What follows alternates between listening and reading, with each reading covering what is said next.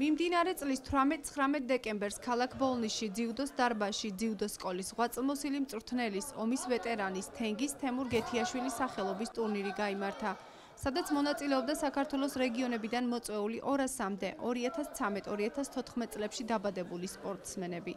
გამარჯვებულები დიპლომებითა და მედლებით ვეტერანთა სახელმწიფო სამსახურმა დააჯილდოვა. აღსანიშნავია, რომ ორდღიანი ტურნირის ფარგლებში 3 ოქრო, 2 ვერცხლი და 3 ბრინჯაო ბოლნისელმა ფალავნებმა მოიპოვეს. სამსახეობაში ვარ სპორტ ოსტატი. სამბოში, ძიუდოში და ქართულ ჭიდაობაში.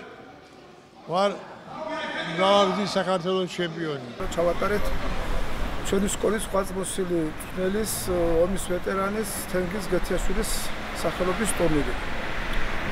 მონაწილეობას ღებულობდნენ საქართველოს თითქმის ყველა რეგიონის გუნდები. სულ დაახლოებით 200 მონაწილე ყავდა ორივე დღეს. ასაკი იყო სპორტსმენების ასაკი 2013 წელს და 2014 წელს დაბადებული სპორტსმენები მონაწილეობდნენ.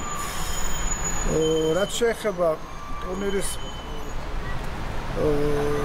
ორგანიზატორები, რა თქმა უნდა, გახლავთ ჩვენი სკოლა, ბოლნისის სკოლა და მედლებით და დიპლომებით ვეტერანთა სახელმწიფო სამსახურმა დაგვიწია დახმარება.